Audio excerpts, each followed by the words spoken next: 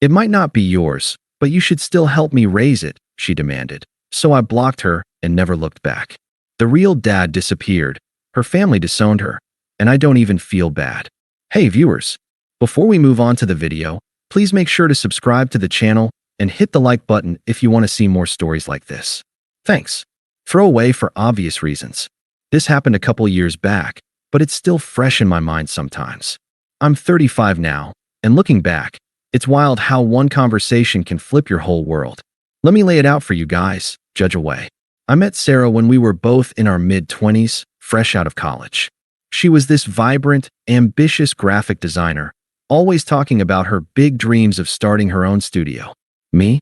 I was the steady one, an engineer at a mid-sized firm, grinding away at projects that paid the bills but didn't exactly set the world on fire. We clicked because I balanced her out.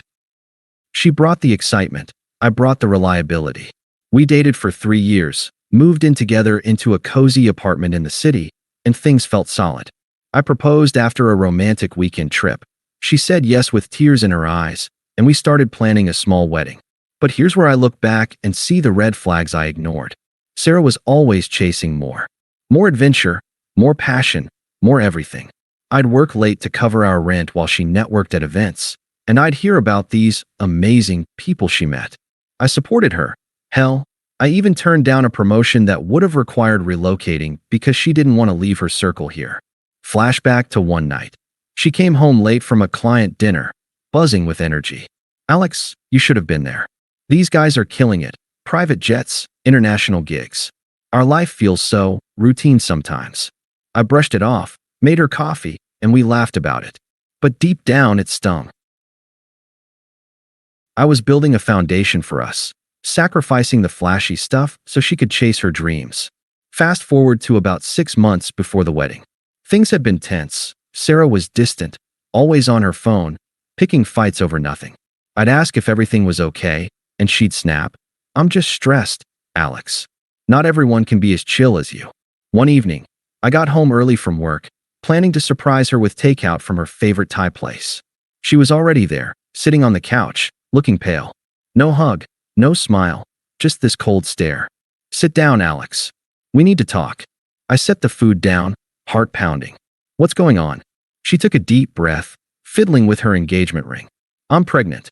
At first, I was stunned, happy even. "Wait, really? That's amazing. We're having a kid."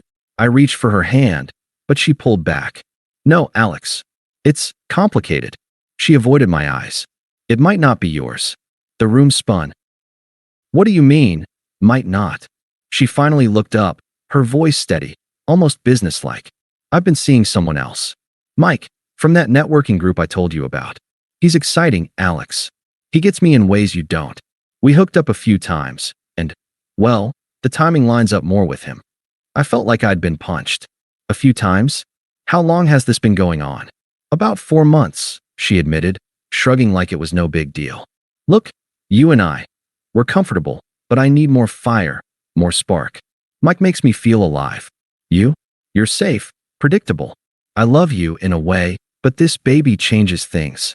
I sat there processing. "So you're leaving me?" "For him." She nodded, her tone turning smug. "Yeah, Mike's got his own place, better prospects. But here's the thing, we don't know for sure whose it is yet. I could do a test, but honestly, it doesn't matter. You should still help me raise it." I blinked, sure I'd misheard. "Help you? What? Raise it?" She repeated, like it was obvious. "Even if it's not yours biologically, you've been part of my life. Think about the stability. You've got a good job. You're responsible. Mike's fun, but he's not the settling down type yet. You could be like a co-parent or something. Pay for stuff, be there for appointments. It's the right thing to do." Her words hit like ice. "You're seriously asking me to raise another man's kid while you run off with him? After cheating on me?" She rolled her eyes, crossing her arms. "Don't make this dramatic, Alex. It's not another man's kid, it's my kid. And yeah, I cheated, but you weren't exactly setting the world on fire. I needed excitement you couldn't give. Blame yourself if you want. But this is about the baby now, not your ego. Biology doesn't make a family, commitment does. You always said you'd be there for me, prove it." I stared at her, the woman I'd built my life around, now twisting everything. "Commitment? You mean like the vows we were about to take? She laughed, a short, dismissive bark. Vows are just words. Real life is messy, eh? Mike gets that. So what do you say? You'll step up, right? For old time's sake. There was no anger in me then, just a cold clarity. I stood up, grabbed my phone. No, Sarah. I won't. Her face hardened. You're really going to abandon us like this? Fine. Go be alone with your boring life. Mike and I will figure it out. We don't need you. I didn't argue. Didn't beg. I just nodded, walked to the bedroom, packed a bag with essentials, and left. By the time I got to a hotel, I'd blocked her number, her social media, everything. No final words, no scene. Just gone. The first few days after that conversation were a blur. I crashed at a buddy's place, told him the basics without details, just that it was over. He didn't pry, which I appreciated. I called out sick from work, stared at ceilings, replayed every moment. How'd I missed it? The late nights, the sudden girls' trips, the way she'd pull away when I tried to hold her. Flashback to our anniversary a year earlier. I'd surprised her with tickets to an art exhibit she'd mentioned once. She smiled, but later complained, "It's sweet, Alex, but Mike's group does stuff like yacht parties. When do we get that?" I'd laughed it off, promised we'd save for something big. Now it was clear. She'd already been comparing, already stepping out. The confusion gnawed at me. Why me? I'd been the one holding us together, paying most bills while she built her portfolio, listening to her vent about work, even helping with her freelance gigs on weekends. And for what? To be told I was predictable, that I should foot the bill for her mistakes? The unfairness of it all sat heavy in my chest. Nights were the worst. I'd wake up reaching for her side of the bed, then remember. No tears, though. Just this hollow ache, like I'd invested everything in a stock that crashed overnight. I didn't reach out, didn't unblock her to check if she'd messaged. Instead, I focused on logistics. Found a small studio apartment on the other side of town, nothing fancy, but mine. Transferred utilities out of my name, canceled joint subscriptions. Work became my anchor. I threw myself into projects, stayed late voluntarily now. My boss noticed, offered that promotion I'd turned down before. This time, I took it. A bump in pay, more responsibility. It felt like a small win amid the wreckage. Weeks turned into months. I started therapy, not the dramatic kind, just quiet sessions where I unpacked the betrayal. The therapist asked, "How does it feel, being discarded like that?" I'd shrug at first. Unfair. Like I was a backup plan. But over time, the sessions helped. I realized I'd lost myself in the relationship, always prioritizing her happiness over mine. I hit the gym, not for revenge, but for me. Dropped 20 pounds, built some muscle. Picked up hiking on weekends, something I'd always wanted but she'd called boring. Out in the trails, alone with my thoughts, the confusion started fading. Replaced by clarity. This wasn't my fault. Her choices were hers. I didn't know her anything. Still, the silence from my end meant I had no idea what was happening with her. Mutual friends would drop hints in group chats. "Heard Sarah's going through it. Or are you okay, man?" I'd respond vaguely. "Yeah, moving on." No details. I didn't badmouth her, didn't need to. The unfairness lingered, though. Why did she get to blow up our life and demand I clean up? I'd sit with that, journaling sometimes. She said commitment makes a family. Funny, coming from someone who committed to cheating. It helped vent without action. About 4 months in, the first crack appeared. A text from an unknown number. Her sister's. "Alex, it's Jen. Sarah needs to talk. Call her." I ignored it. Then a voicemail from her mom. "This is ridiculous, Alex. Family sticks together. That baby could be yours. Man up and get a test." Toxic as ever. They'd always enabled Sarah, spoiling her while judging me for being too practical. I blocked them too. No response. The attempts ramped up. A mutual friend, Tom, called one evening. "Hey, Alex." Sarah reached out. "She's not great. Mike bailed after the baby came. Said he wasn't ready for fatherhood. She's struggling alone." I paused, phone to my ear. "That's her situation, Tom. Not mine." He pushed. "Come on, man.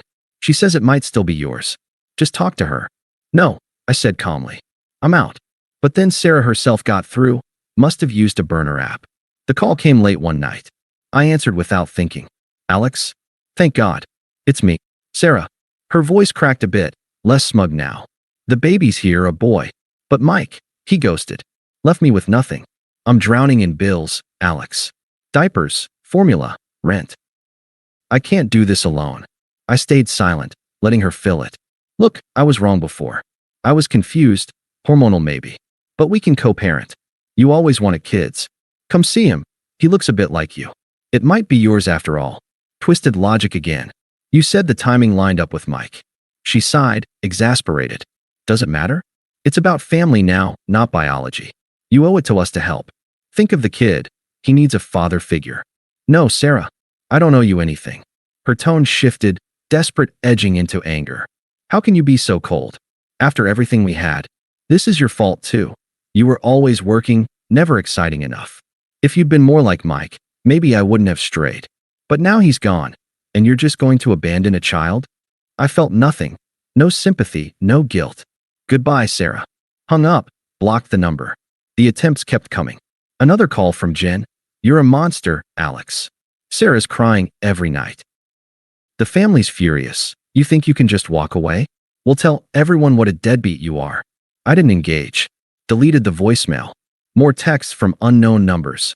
Please, Alex. I need money for the pediatrician. Then angrier. Fine, be that way. You'll regret this when you're old and alone. Internally, I sat with it all. The confusion had turned to a quiet resolve. Her hypocrisy was clear. She'd discarded me, but now demanded I stay tethered. Therapy helped. You've reclaimed your life. That's power. I started dating casually, not rushing, but opening up. Met Emily at a hiking group. Kind, grounded, no drama. We kept it light, but it reminded me life went on. By 8 months post-breakup, I'd fully detached. Promoted again at work, new apartment upgraded, routine solid. The betrayal? A scar, but faded. I didn't think about her daily anymore. Just moved forward, one step at a time. It was around the 1-year mark when things really started unraveling for Sarah. I pieced it together from the escalating messages and what mutual friends let slip, though I never asked for details. At first, it was just more blocked numbers and ignored voicemails, but the tone shifted. Her desperation built slowly, like a storm gathering, and with it came the full weight of her downfall. Mike, the exciting guy she'd left me for, turned out to be exactly what she'd dismissed in me, not the settling down type.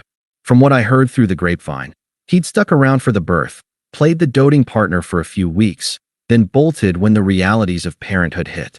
No child support, no contact, just vanished, leaving her with a newborn and a pile of debts from his lavish lifestyle she'd tried to match.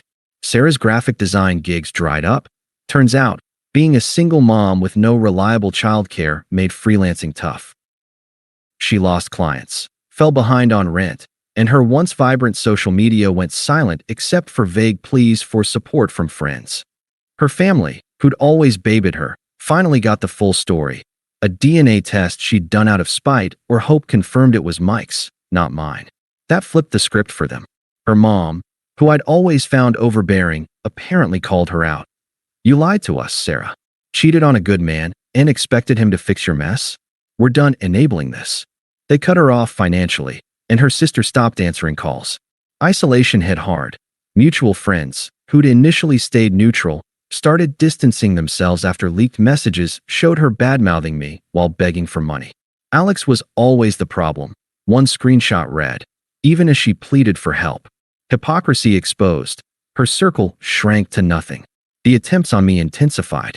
It started with emails, her work address, since I'd blocked everything else. Alex, please. I'm evicted next month. The baby's sick, and I can't afford the doctor. Mike's gone for good. This isn't what I wanted. I deleted without replying. Then came the setups. A chance run-in at a coffee shop near my old office, orchestrated by Tom. She showed up looking worn, bags under her eyes, hair unkempt, pushing a stroller. Alex, she said, voice trembling as she cornered me at the counter. We need to talk. In person. I set my coffee down, expression neutral. No, we don't. She glanced around, lowering her voice. Look at him, your maybe son. Doesn't he deserve better? I was wrong, okay? I admit it. Mike was a mistake. He used me, promised the world, then left when things got real. But you're stable. We could start over. Co-parent, like I said. I'd make it up to you. Twisted excuses again, flipping the narrative. You said I was boring, predictable. That mic made you feel alive. She winced, but pushed on. I was stupid, hormonal, blinded by the excitement. But now I see, you were the real deal. Please, Alex. I'm alone, broke. My family's turned their back because of this. They think I'm a liar, but it's not fair. Help us. Her words hung there, desperate now, no trace of the smugness from that couch conversation. I felt the power reversal. She discarded me like trash, but here she was, unraveling, begging for scraps. No, I said simply. This is your life now. I paid for my coffee and left, her calling after me fading into the street noise. But she didn't stop. Days later, a knock at my new apartment. How she'd found the address, I don't know. Maybe through a mutual. Her mom was with her, the toxic duo in full force. Sarah looked even more afraid, the baby fussing in her arms. Open up, Alex, her mom barked through the door. We know you're in there. This has gone on long enough. I opened it a crack, chain on. Leave. Sarah shoved forward. Please. We're desperate. I lost my apartment, staying at a motel now. The baby's formula costs a fortune, and work fired me for missing shifts. Mike won't even respond to lawyers. This is karma or whatever, but it's hitting the kid too. You can't let that happen. Her mom chimed in, unpleasant as ever. You're heartless, boy. We raised Sarah to expect better, but you? Walking away from responsibility? Disgraceful. Get a paternity test if you must, but step up. Or we'll drag you to court, make you pay. Threats now, revealing their true colors. Sarah nodded frantically. Yeah, Alex. If you won't help willingly, maybe we have to force it. But I'd rather not. Remember our plans? The wedding, the future? We can rebuild. I looked at them, this mess of manipulation, and felt nothing but detachment. No court will make me raise a child that's not mine. Goodbye. Closed the door, called the building security to escort them out. Blocked the new numbers that followed. The anger peaked in her next barrage, voicemails from yet another line. How dare you? After I gave you the best years of my life? You're enjoying this, aren't you? Watching me suffer while you play the victim. Fine, rot alone. But you'll regret it when no one wants a cold bastard like you. It was her true self emerging, the entitlement boiling over after rejections. I saved them, just in case, but didn't respond. The storm inside me? Long gone. I'd sat with the betrayal, the unfairness, and come out clearer. Her downfall felt earned, not gleeful on my part, just factual. She'd chosen this path, now she walked it. Fast forward another 6 months. Life had fully turned for me. The promotion led to another, and I was leading a team now, traveling for conferences, building a network of my own. Emily and I had gotten serious. She was everything Sarah wasn't, supportive without demands, adventurous in ways that built us up. We'd just returned from a hiking trip out west, the kind of thing I'd always wanted. No drama, just peace. Sarah? A distant echo, irrelevant to my days. The final encounter came at Tom's birthday party, a mutual friends gathering at a rooftop bar downtown. I almost skipped it, knowing the crowd, but Emily encouraged me. You've moved on, show it. We arrived, me in a sharp button-down, her on my arm, laughing about some trail mishap. The place was buzzing, old acquaintances mingling. Then I saw Sarah, disheveled in a wrinkled dress, alone at the edge of the group. Eyes locked on me, she approached, weaving through the crowd. Alex, she said, voice hoarse. Can we talk? Privately. I shook my head, staying put. No need. She glanced at Emily, then back, desperation raw. Please. Everything's fallen apart. Motel kicked me out, couch surfing with the baby now. Family won't speak to me. Friends ghosted after hearing the full story. I'm applying for aid, but it's not enough. Mike? Tracked him down. He's with someone new, denies everything. I was wrong, Alex. So wrong. Take me back. Or at least help. For old times. Her pleas echoed the hypocrisy, begging after dismissal, after threats. Around us. Heads turned. The public setting amplified her failure, my composure. I met her eyes, indifferent now. Sarah, that chapter's closed. I've built a life. New job. New horizons. Someone who values what I bring. You're not part of it anymore. Fact is, you're irrelevant to my happiness. I've moved on completely. No sympathy. No, that's awful. Just facts. Firm and definitive. She teared up, anger flashing. You don't care at all? After what we had. Exactly, I said. What we had is over. I turned back to Emily, the party resuming around us. Sarah lingered a moment, then left, shoulders slumped. Whispers followed, friends nodding my way, her isolation on full display. That was it. No more contacts. Last I heard, she'd moved back with distant relatives, scraping by. Me? Thriving, free. The betrayal taught me my worth. Her karma sealed it. Thanks for watching. Make sure to subscribe to the channel and hit the like button. What do you think about this story? Share it in the comments.